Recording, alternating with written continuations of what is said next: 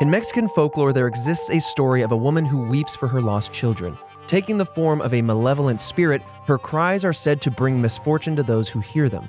Today, we're going to compare the legend to history as we discuss La Llorona. This is Red Web.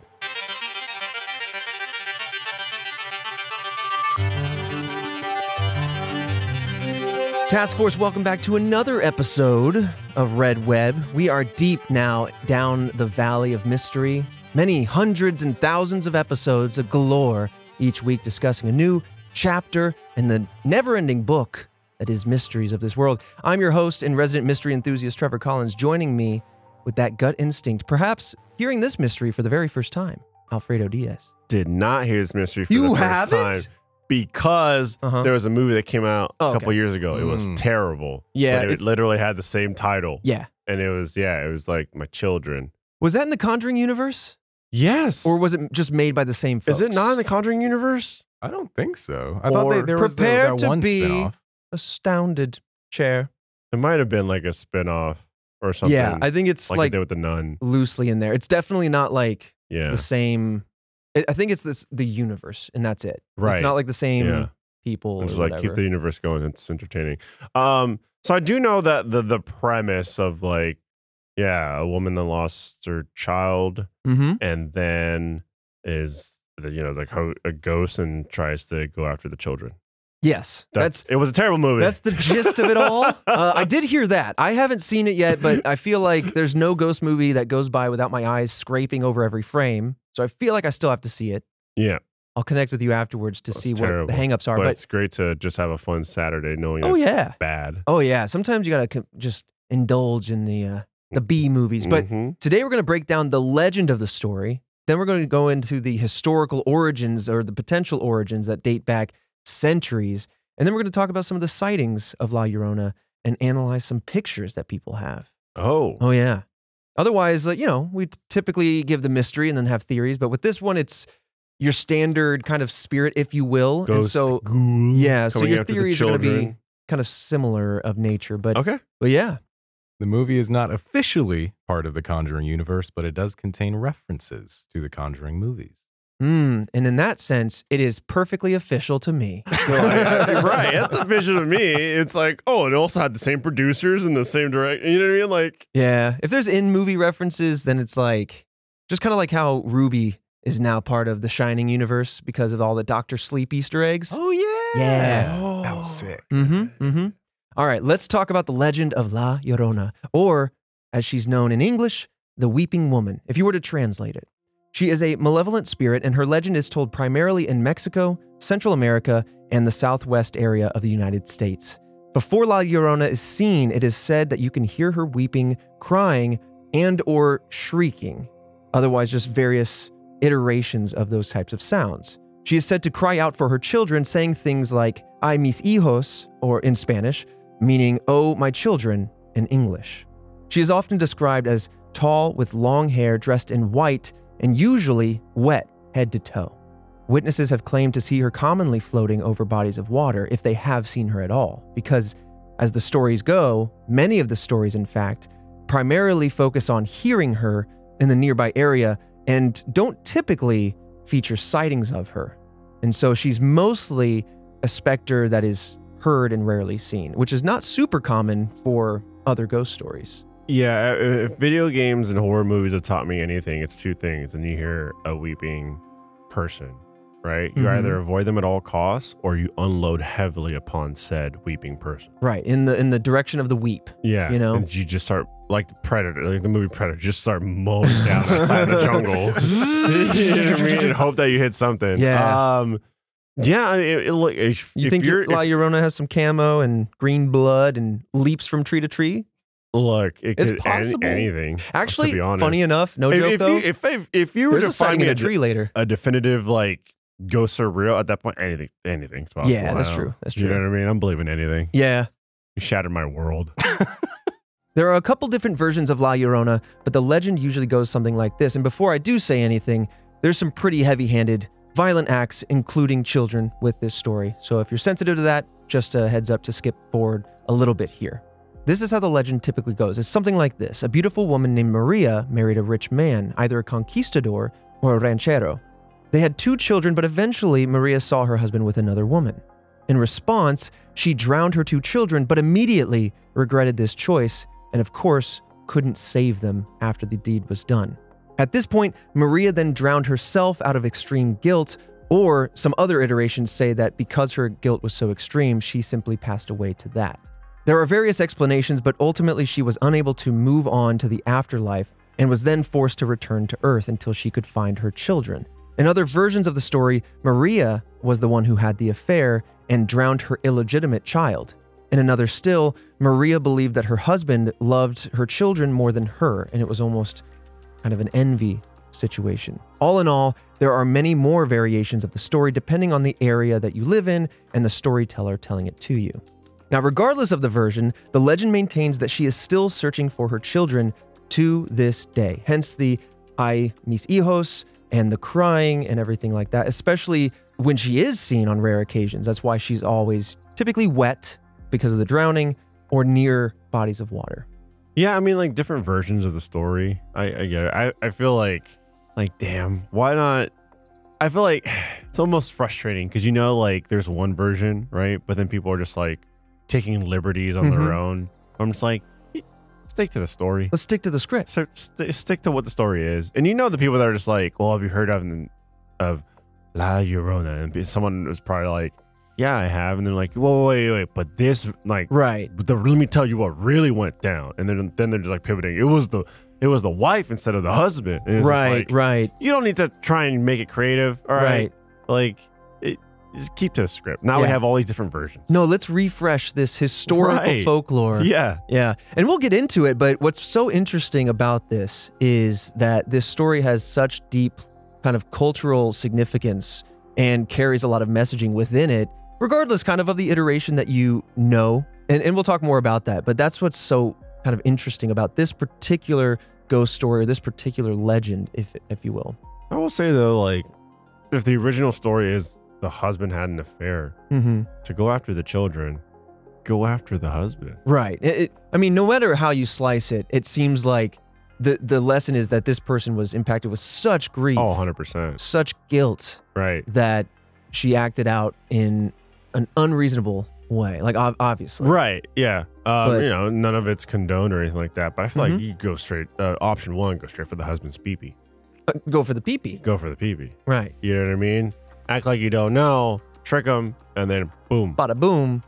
Pair of shears. Oh my God. I was just thinking like a boxing bag, like a speed bag. But you went straight to shears, man. All right. I don't know. I mean, it's a brutal story. Hey, it is a brutal story. Keeping up with the level there. Oh, but for I sure. mean, like, take that route. Yeah. God help that man. Now, her story is told to children as a precautionary tale, especially for staying away large bodies of water, which makes a lot of sense. Not a lot of kids know how to swim and could meet an unfortunate end. Additionally, she is said to kidnap children or even attack cheating husbands, so if you hear her cries, you should run. Sometimes hearing La Llorona is also interpreted as an omen of death. So not as a, hey, you're a cheating husband or hey, you're a child, but instead just, this is an omen to signify something bad will happen to you or that death is impending in your near future. Like a marking. Yes. No. Yeah. So this kind of gives everybody a sensation of once you hear these cries, if you feel her presence, etc., that no one is safe. And so that kind of carries a lot of interesting subtext, right? Because there's messaging for children, but there's others. And again, I'll get to it, and I don't want to spoil the kind of research that a master's student worked on for this around this folklore. But it's very interesting how this story takes on so many different implications and different cultural meanings depending on who you are and when you hear this and how you're told it and all of that sort of stuff. It's a really interesting tale. So, question. Yeah. Hypothetical here. You're met with a spectral visit tonight. That spectral entity tells you you have 5 days. What's your initial gut reaction? What are you doing that, like, what are you doing that night? Or what are you doing, like, when you wake up? Dude, kid me after seeing The Ring, He had a journal somewhere stashed away that said, this is my 7-day plan to conquer the 7 days. You know, like you get the phone call. What do? You got 7 days. So you're planning trying to like track first of all, down like. First of all, give up. Yeah. Second of all, second wind, get back up off your feet. You've pouted enough. Yeah. Contact the FBI. Hold on. Bear with me. Okay. They might know a guy. All right. So listen, if you're getting contacted legitimately. Good luck contacting the FBI. 1-800-FBI. Know a guy. 1-800-FBI, right? No? It's something like that. Yeah. Depending. So this guy. Here's the thing. For. No. But not only is he done for, but he wasted his days. Let me tell you, I'll waste 4 days eating and drinking to my heart's content, maybe splurging a little bit, and then say, okay, day 4, we got to start making some moves. Here's the thing. If an entity of that nature made contact with you, a specter or whatever, or there's a threat, I don't know if I'd go straight to the feds, but I would go to someone higher up than local police. Just because if I'm now being aware of this, someone higher up that has some sort of clearance might actually know something, or this is a human-based threat that is pretending to be a specter, and they could help me figure it out that way. Yeah, I guess it depends. How spectral does the specter look? Because that was the thing I was thinking. If it is human enough, then maybe it's just a person. Maybe it is worth contacting the authorities. I mean, like a Disneyland haunted mansion type of see-through. Talking about Mickey Mouse silhouette in your window on the second floor. Yeah. Like that's a 5 days. That's a spectral 5 days. That's what I'm thinking. To me, what are you gonna do? For me, I'm like, look. You're talking to it? No. I'm not talking to it. Listen here, pal. I'm talking to myself. I got a date on day 6. Look, can we reschedule? I'm not the main character to this story, okay? I'm not going to be the one that cracks the damn lore down and like discovers a way to get around it. I'm just going to enjoy my 4 days and later. Wait, so you 2 are giving up? Wait, 4 days? But you were given 5. Well, 4 or 5 doesn't. Oh, okay. 5, sure, 5. He's like, you know what? Let's make it 4. 2. Can you imagine? Hold on. Ring, ring. 7 days. Hey, you know what? Can we make it 6? Yeah.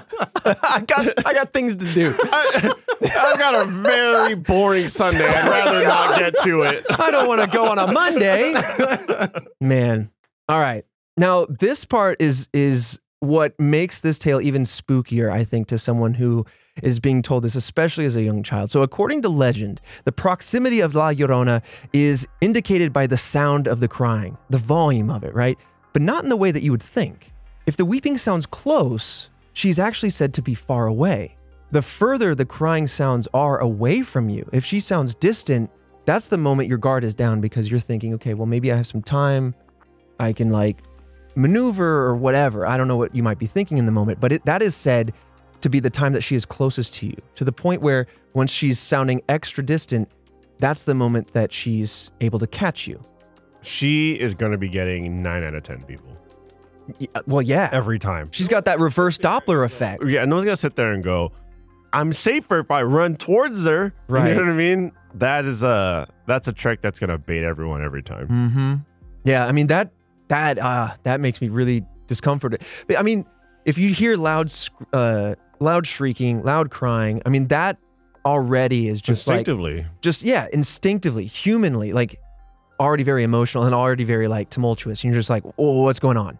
But that's when you're, in theory, the safest. And when it starts to become quiet and you start to go, okay, well, maybe this is okay or whatever, you're actually in more fear. So basically, no matter how you slice it, this is just an unnerving situation. Yeah, because like you do run further away, means you hear it more, which means you're just gonna be even more terrified. Right. Even if you know like this is the thing to do, it's like it's so counter to your louder. Yeah, exactly. So when it comes to La Llorona as a lesson, as a entity, as a folklore person, many people see her as a monster, some as a ghost, some as a warning sign, and others still have even called her a cryptid.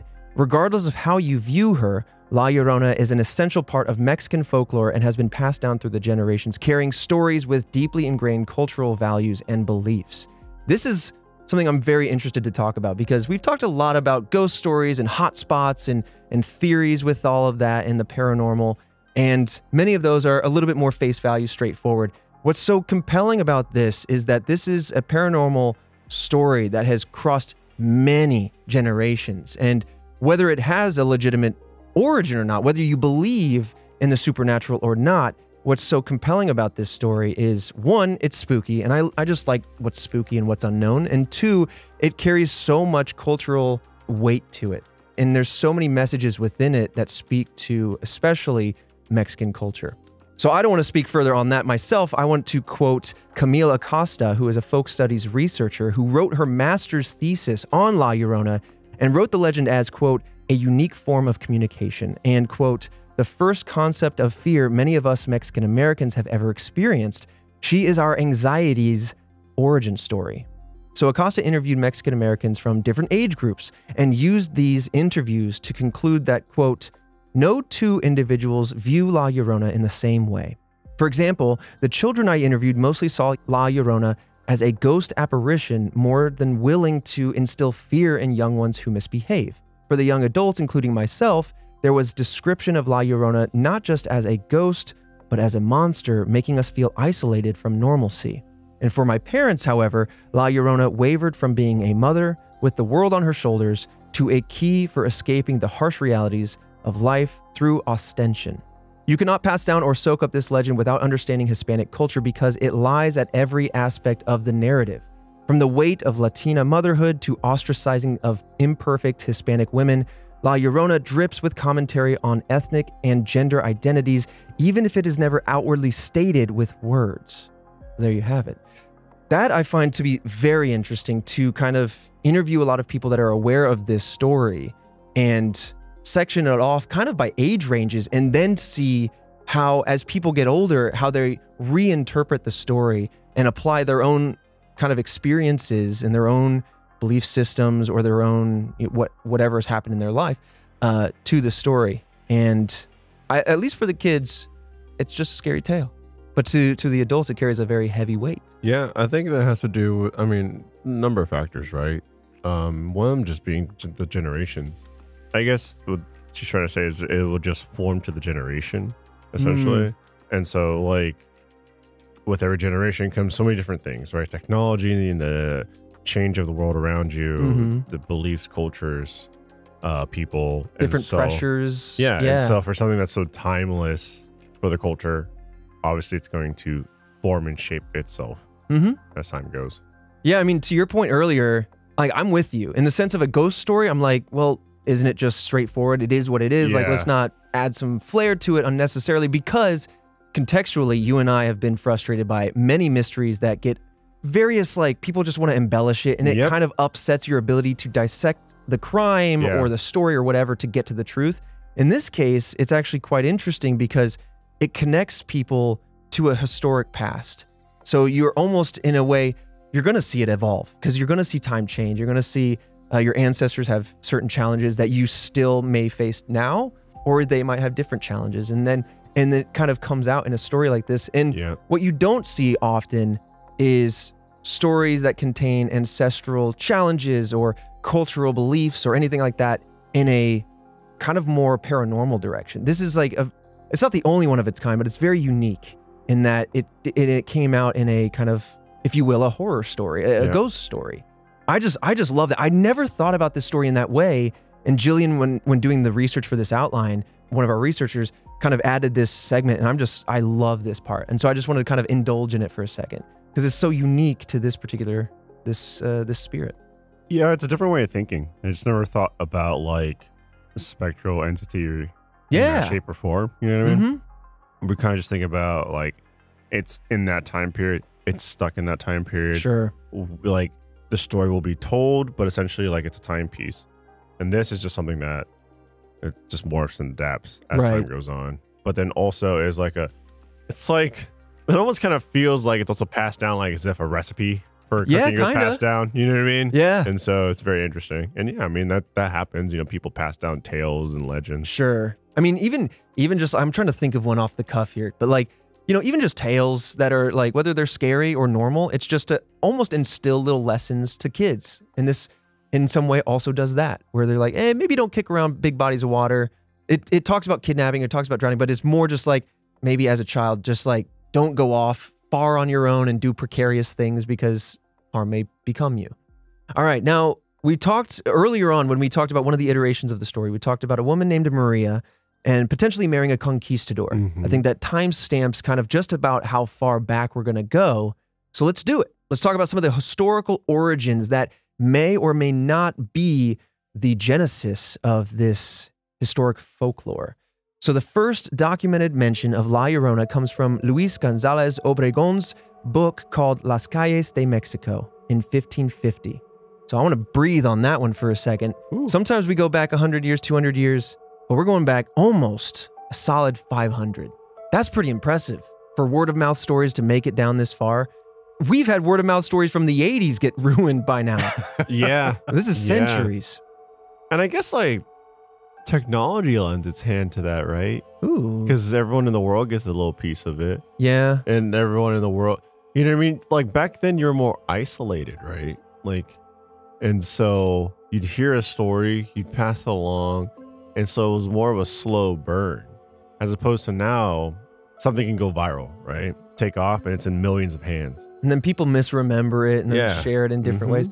And also, just given the time period and having no access, obviously, to internet, these stories are more impactful. So they will stay with you longer. You're not going to be like, well, I read 5 spooky stories today and I remember pieces of them. Yeah, no, 100%. Yeah. Or like you can Google, you can watch 6 hours of spooky stories on YouTube, you know? And this might be a story that was an event thing for the week, right? Where it's like you and your friends had a sleepover and grandma that was the highlight, was a scary story. If I invited a bunch of people over to a party and I just told one scary story and that's the highlight, that's not enough these days, especially for the attention span of like a younger audience, a TikTok audience.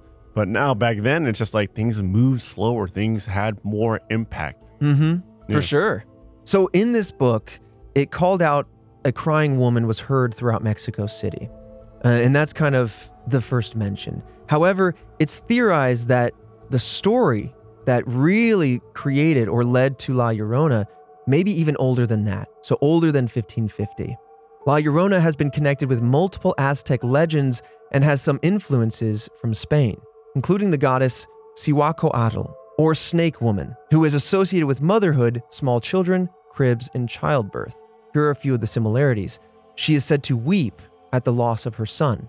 She is also associated with infanticide and stealing of children. Another Aztec goddess, Chalchitlique, or She of the Jade Skirt, bears resemblance to La Llorona. She is associated with fertility and water and is said to drown people. Not necessarily children, but people in general. Others say La Llorona has roots in the arrival of the Spanish to the Americas, which continues on with the idea that we talked about from Acosta with the cultural and historical impacts of what led to modern Mexico, Central America, etc. Now, there are still multiple versions of this particular angle of the story, but as it goes, Maria is an indigenous woman who married a conquistador. A Nahua woman called La Malinche was the translator and intermediary for conquistador Hernan Cortez, and later had his children. Some look at La Malinche as a traitor, but others see her as the mother of Mexico. According to legend, Malinche murdered their children after learning that Cortez planned to take their children back to Spain and leave her behind, which is where the comparison comes from. But there's no evidence for this, and there's no further comparisons between La Malinche, La Llorona.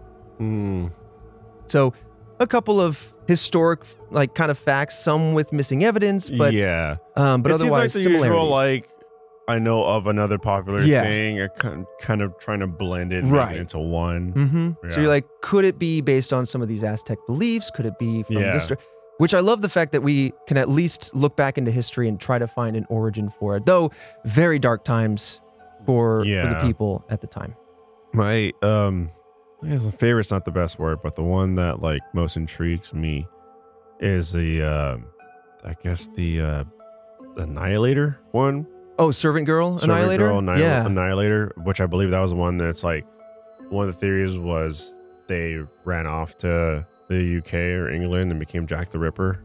Yeah, that is one of the potentialities. Yeah, that's one of the potentials. And so like, those are one of the ones that I harp back on where I go, okay, like that's an interesting way to connect two things and make them as one, which it could be a possibility. Oh yeah, we see it a lot with true crime, mysteries, stories in general.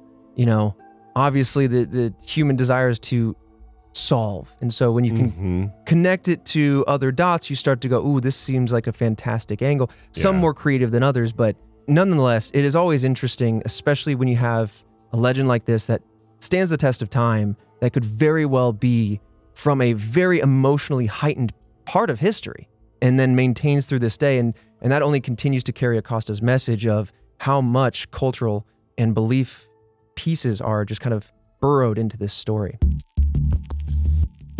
Well, hello there, Task Force. Trevor Collins, as always, talking directly to those supple little eardrums. Thank you for keeping them moistened up. I don't know why I said supple, and now I'm owning it, okay? You have very nice eardrums, and you got to keep them that way. Don't crank that volume too much.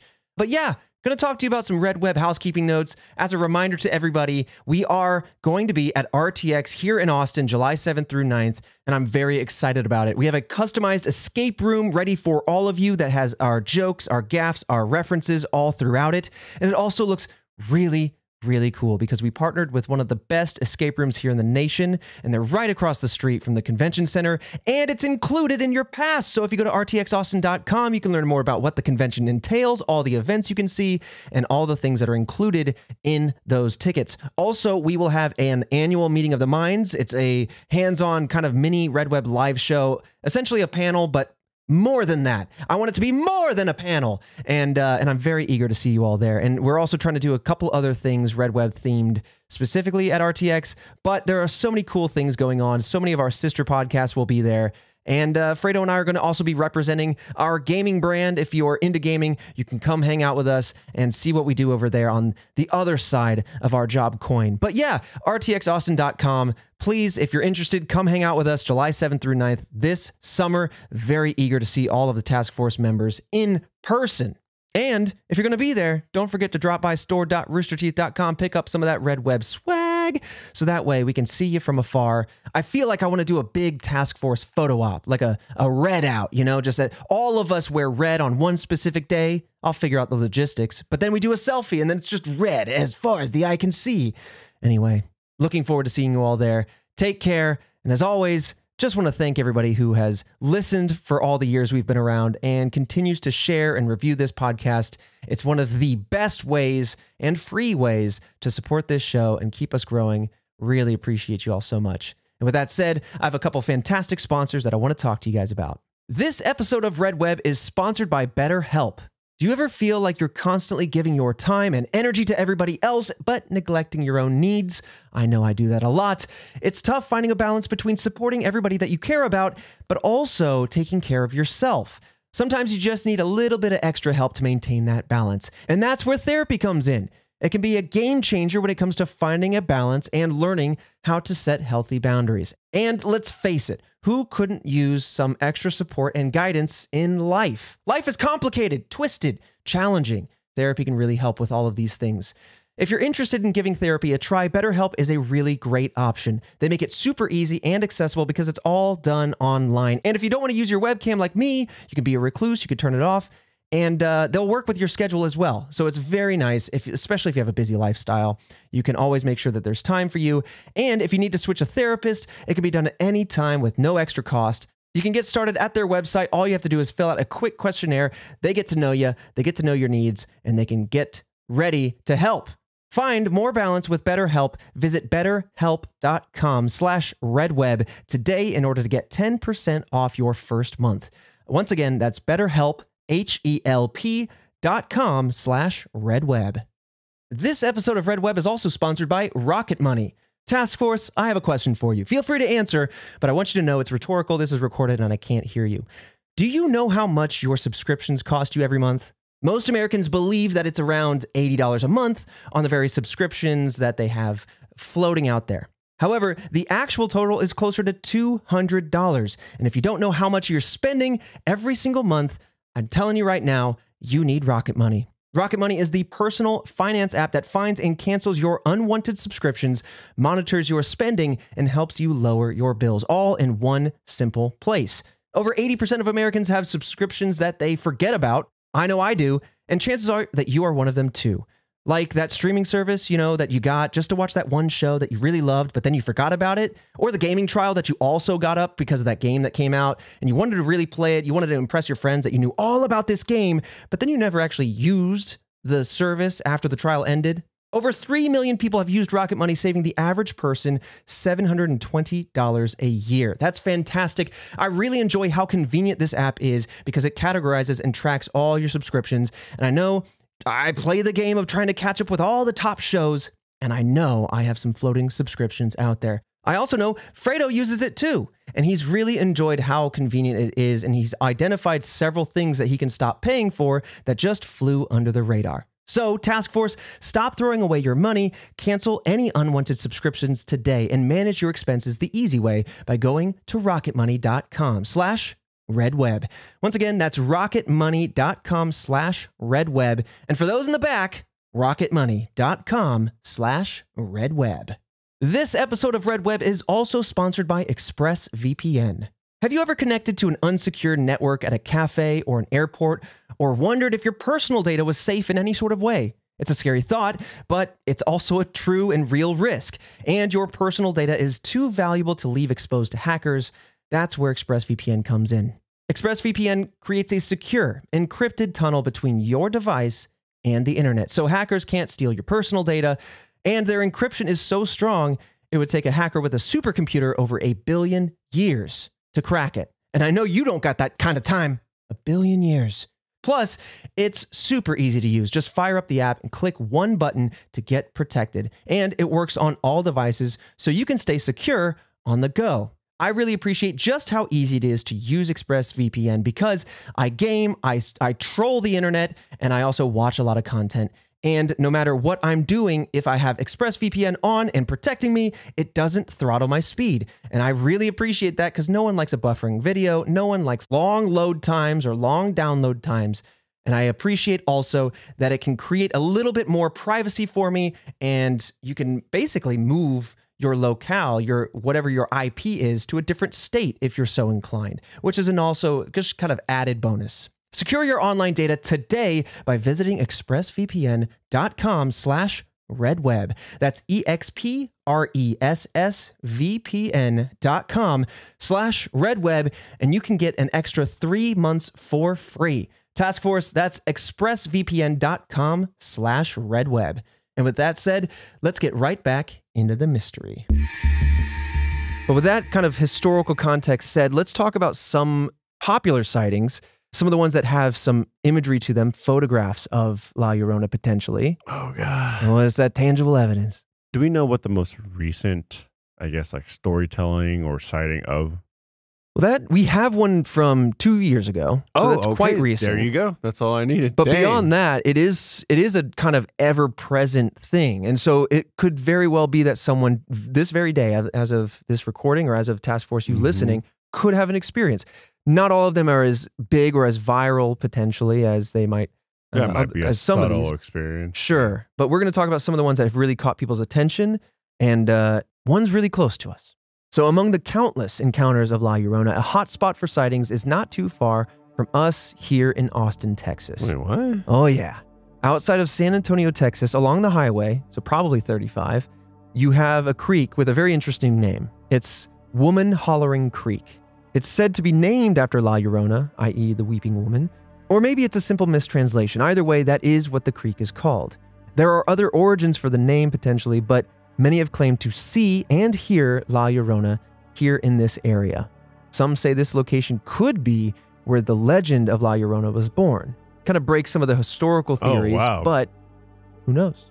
I almost want to say like this is where the legend was born. I'm like, oh, was it though? If this is to date back like centuries at this point. Like, I feel like might be people that are like proud of their city and they want to like, kind of like we got La Llorona too. Yeah. I can see that, but that's just where my mind's going right now. You just made me think though, because like I'm with you, but then I started thinking like, and this is gonna flex a little bit of my cultural ignorance as far as Japanese culture, but the movie which has been remade in America, The Grudge. My understanding is the way that particular entity, at least I don't know again if it has any cultural foundation or if it's purely made up, but that entity was made out of a moment of immense grief and anger, hence the grudge.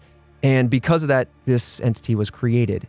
And then, spoiler alert, a few sequels down the way, another essential like grudge entity is formed in a very similar manner. And so, what would you think to the idea that maybe La Llorona is kind of an entity type, that anybody who's gone through a traumatic experience or lost their children in some way could return to this corporeal realm as a spirit seeking their children, or maybe seeking to punish others or share their grief, and maybe this is the spot of a different La Llorona. You know what I mean? I didn't even think about it that way. Yeah. Yeah, I could totally see that. Because who's to say there's only going to be one type of like weeping ghost? Mm-hmm. You know what I mean? I mean, how many the Gray Ladies have you heard of? Yeah. You know? And that's just kind of a more, you know, someone with a white dress at the top of the stairs or in the yard, and they just kind of stand there. I mean, Supernatural is taking that exact interpretation that you're talking about. Their first episode adapts La Llorona, but they call it A Woman in White, and they treat it exactly as that of like. Oh. I remember that, Driving on the Road. And that's such a good show. Yeah, I love the show. Oh, I should watch it then. It's very good. It's a first episode, so you can just jump right in. Oh, okay. But yeah, it's like if any woman dies in these circumstances, she becomes a woman in white. So it's like a La Llorona, not Got the it. La Yeah, Llorona. yeah. In that case, at least. So then It's that train of thought. It's very interesting. Yeah, I like it, but I also kind of hate it, because then I start to go, what are the potential inadvertent or accidental circumstances of my inevitable death that may or may not create something else? I don't want to, I'll just be real. I don't want to be a ghost. I don't want to be hanging around. I've had, you know, at that point in time, I'll be like, this has been great. I want to go fly among the stars. You know, I don't want to like scare kids, you know? It's got to be super boring. Or stand down hallways. Like, especially like, as I harped on earlier, like attention spans getting shorter and shorter, right? If you were centuries ago, you're a ghost, you're like, okay, can I get to just enjoy nature, walk around? That's true. I'll travel. Nowadays, I'll finally like, get to travel. It's like, man, can I like, am I stuck on the road? Yeah, man. Can someone like build dude. a hotel here so I could watch someone's I'll be real. TV or something? Right. Roll up a TV to this creek. Right. Hold on. Maybe that's what we do. We get back to ghost hunting. We go to these hot spots and we try to like give them a little bit of levity. Programming. Roll in some absolute programming. Listen, if you're a child of the 90s and the early 2000s, you know that feel when that tube TV comes rolling in on the cart. Oh, VCR attached. Honestly, this man's making some decent points. You're about points. to have a good day. Now I want to do that for ghosts. You hear that? When you walk in, you're just like, where's my teacher? And you're just like, hi, I'm John Carl, your substitute for today. And then you just hear, and I'm like, yeah, this substitute rocks. I'm just gonna watch a video. That's it. Man, there was a day in first grade where we had a substitute at. It was too much of that. I don't think he was a substitute anymore after it. It was just like throwing paper airplanes and all sorts of shenanigans. Okay, well, let's go to the next sighting. I did have a theoretical or a hypothetical that I would like to posit, but we'll get through some of the sightings. Think on it, Christian, Fredo, Task Force. If you were a spirit, if you were attached to this realm, this physical realm as a spirit, what would you get up to? What would be your deed? What would be maybe your legend? I already have an answer. I'll tell you. Tell me right now then. I'm jumping into all the government top secret facilities. I want to know. No, because then they might have one of those little ghost boxes from Ghostbusters, and then suddenly you're a study. You're a study. Dang, you right. They're gonna poke and prod with all sorts of ghost tools. Like, we got another one. Like, oh, they still got a piece of my ghost liver. It's like weird. All we have to do is put a sticker that said "Top Secret" on the door, right? And we just keep catching these ghosts like a fly paper. Damn. And then they throw it out and get a new one. All right, let's move into some sightings. Another one, as recently as 2021, so very, very recently, La Llorona was reportedly also seen here in Texas, Laredo, Texas. After a post by a local paranormal investigator went viral, others shared their stories of seeing a crying woman in white with dark hair around Mines Road. Unfortunately, as these stories tend to go, things go viral, people jump on the story, jump all over the wave, and then it just makes it really difficult to figure out where the original video is, what the truth might be. But suffice to say, Unfortunately, we were not able to find this viral post. We do, however, have the image that came with it, but I'll show that in just a second. So the individual who saw this La Llorona and created this kind of spike in reports was Martin Godinez. He didn't actually see the ghost with his own eyes, but instead saw that later in his car cameras. They had captured what appeared to be a woman in a white dress walking along the road at 2 a.m. You and your Tesla, with all of its many cameras, maybe someday will see a ghost that you drove by on the highway. I would lose. I would put in a support ticket. And like, could you take a look at my camera, please? Hey, help me. So it's blurry, admittedly, but this is the image that was captured. And as always, Task Force, you can find these photos that we talk about on our socials, Instagram, Twitter, @RedWebPod. The top looks like, I'll be honest, if I'm looking at like 2/3 up, it looks like a casket next to a cabinet.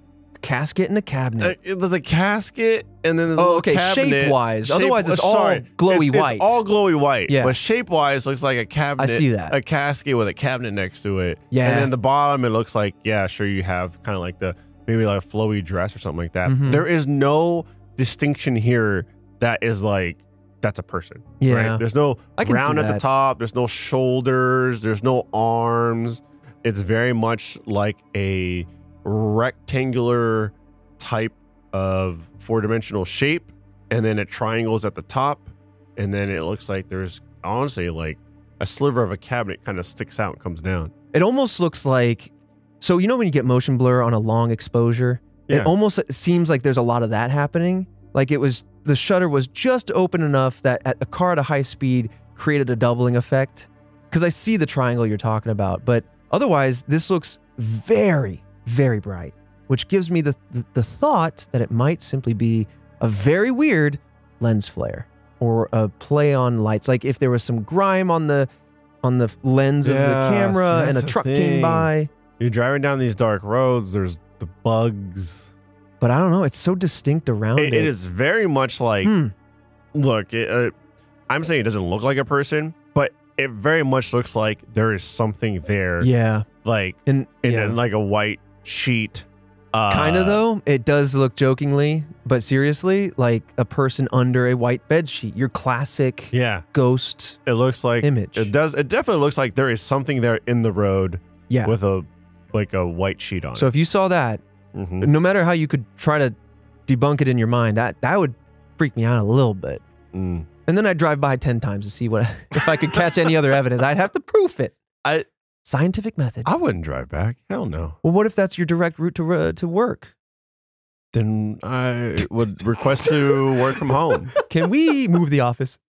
I'm like, you explain this to me then. Yeah. Now, what's interesting here, though, we have this visual, and it is very interesting. The wrinkle in this particular sighting is that this woman had not been reported to be crying audibly. Nobody else in the area heard any sort of shrieking, crying, or moaning that is typical of a La Llorona sighting. Is there like a river nearby? There is. There is a body of water nearby, the Rio Grande. So, a very famous river that separates Mexico from Texas. And so, yeah, there is a pretty big body of water nearby. Now, the next one, also pretty recent. This one's 2020, and it comes from Colombia. And this one's all video. I am so eager. I have a screenshot of it. What? But I don't want to even show you the screenshot. Here, I'll give you a glimpse. A muddy photo, right?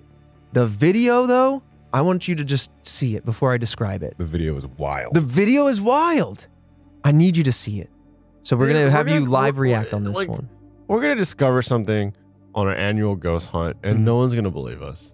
Maybe. That being said, though, and while Christian pulls this up, thank you for doing so. I've been watching a lot of TikToks about the Appalachian Trail and some sort of entity crying off path or mimicking voices you're supposed to know and calling you to it, essentially. And this is giving me similar vibes, especially since this sighting's up in a tree. I'm going to tell you right now, hell no, okay? We've gone to areas, they have walls. You're telling me we're just going to the middle of the woods? Forget damn, like, spectral entities and cryptids. We're just gonna get lost, boys. Straight up, you're gonna get lost. Also, come on, man. Also, we don't know everything about this planet. We don't know everything about the creatures on it. And sure, maybe we're not living in some sort of Jumanji hellscape, but like there are definitely creatures out there that can take you out easy. All right, let's show you this video now. Task Force, again, we'll post some stills on our social. Whoa! But you can. It looks like a bunch of trees and we'll foliage. also link it on Is social. that the top of a tree? It's the top of a tree. So yeah, what you're seeing is a bunch of trees in the tree line now. Top middle, you see a little dark kind of thing poking It up. looks like a person, like silhouette of a person with like a robe over them or something like that. What are you seeing? I can't explain that one. I'll be honest, I can't explain that one. So it looks like a bunch of trees, and in the foreground, but in the background is another tree, really high up. Oh, tall tree. Really high up, because the back of that's just the sky. On like I'm talking about like literally standing on leaves of the top of that tree. It looks like a person with like maybe like a robe over them or just like draped in like some type of cloth. And you hear the like moaning, the wailing. It sounds a lot deeper than I would expect. I do want to give a caveat. I'm not sure, Christian, you might know more. I'm not sure if the audio goes necessarily with this sighting or if it was added, because it does sound like the Wilhelm scream version of wolves howling. That's just my take though. Either way, please continue. Detach that. Okay. It's like a person kind of like move, like not only is the body moving, but you can see arms kind of like flowing around, and it's at the very tippy top of the tree leaves. And so like if that's a hoax, it's very elaborate, or someone is very like, did they grab the like 50 people that worked on a Transformer movie and like put a video together because it looks good. I'm gonna show you a photo. That is a very advanced stunt. Yeah, you're not wrong. What stands out to me is, regardless of what you think this is or could be or whatever, this thing is up on the very top of the canopy. And it's not like you got very strong branches that go all the way to the top. I'm not saying you never have that, but like it's very unlikely that you're gonna get full body stood up on top of a tree. So you had a very good explanation of this otherwise very creepy entity. Just from looking at like the description and whatnot in the article the video came from, nothing confirms that the audio is or is not real. Okay. It's presented as real, but to your point, it does sound like stock footage, so who's to say? Yeah, it sounds like something you'd see when you have an establishing shot of a haunted house in a cartoon in like the late 90s, early 2000s. Like it hits that vibe, but I don't want to fully discredit it because that's just my initial instinct, right? But as you mentioned, you know, you see a dark gray figure with a transparent, almost veil kind of draping over them. And you can see this entity's arms kind of moving and waving. Look very like to the bone. Yes, very gaunt, very skinny. And her arms are clearly waving over her head. And this might be the best evidence to date of La Llorona's true existence, or it could simply be a practical effect of some kind. Part of me wonders if this didn't look a little bit like a marionette or some sort of puppet, like somebody was controlling something from underneath. Though the way the arm comes up and over the head, and you don't really see any external structures operating it or moving it, who knows? I just wanted to offer that as a potential debunk, but yeah, I mean, I guess we don't interesting, know how tall the tree is, right? It's all like camera perspective. True. So it could be someone with a really tall pole that's just sticking a little puppet up there and then waving it around. Or maybe they're sat on a branch underneath, but or it's smaller than we thought, like, and it's a hand puppet, but it does look like a full, maybe like 5 foot, 6 foot person. I mean, on the size thing, it's similar to the famous Nessie photo where it's supposed to be this giant Leopleurodon and it was a little children's toy. Right. Photo. Oh, we talk about, we debunked it in the episode and all of that. That blew my little mind. We did a whole episode on Loch Ness Task Force if you want to go check that out. But yeah, this happened in Monitos, Colombia. The dark figure could be seen crying on top of the tree, and bless the person that filmed it, steady hand, 4K, you know, maybe not 4K, but it was crisp.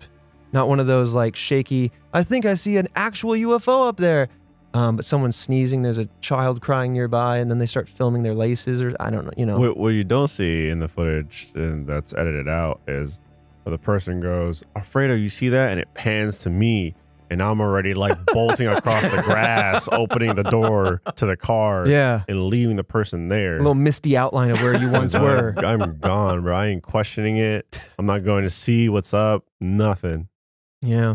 Well, with regards to this final sighting that we're going to discuss today, there are no further details, but Monitos, Colombia is on the coast of the Caribbean Sea. So it is still near water. It does have that part attached to it.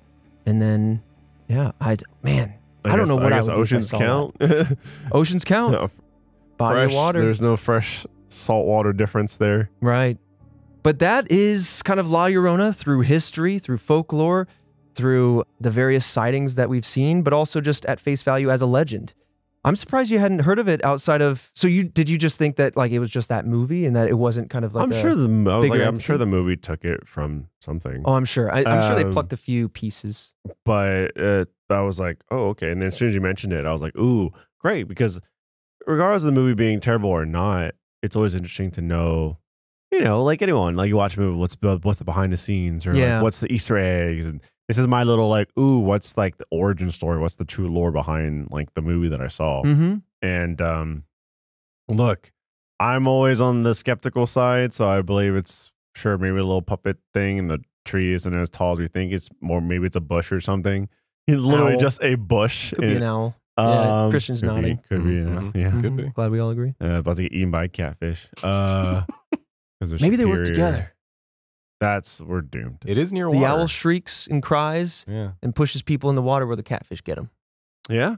But in my mind, I was like, look, this is, if I'm to detach myself from my skeptical self, I'm like, that's chilling. It's chilling to see the way the arms waved around and everything. And I will say, it seems like a ghost, a ghoul that isn't, I don't know, like, now that I'm like, we've gone through everything, they don't seem as violent as others are. So I feel like I might be able to make it out of this one. Ultimately. I mean, it's widely labeled as malevolent, and there are definitely reasons for it. Yeah. But I love the confidence. Yeah. All the more reason to go to a hot spot, baby. We're going to go down to, what was the creek called? Woman Hollering Creek? Yeah. About an hour and a half away. Oh, that's close. That's spitting distance. That's a little too far. That's essentially on the way to work. That's a little too close, I'll be honest. Well, Task Force, I just want to say this is another kind of interesting one where we have gone off our historical beaten path, where we found that you guys and us as well really enjoy exploring ghost stories, legends, cryptids, things that have a lot of historical factual basis, and then exploring the history of that and how they kind of started or may have started and how they continue to this day. And this is one of those cases. And so just really wanted to say, appreciate you all for like continuing to allow us to expand our creepy horizons. There's mysteries in every category, but love being able to talk about some of these and love the support that you guys have shown on Spotify, Apple, Google Play, all those places you listen to us on, and keep sharing us. Really appreciate all that. But with that said, see you boys next week for yet another mystery. I come to realize, Task Force, y'all some freaks.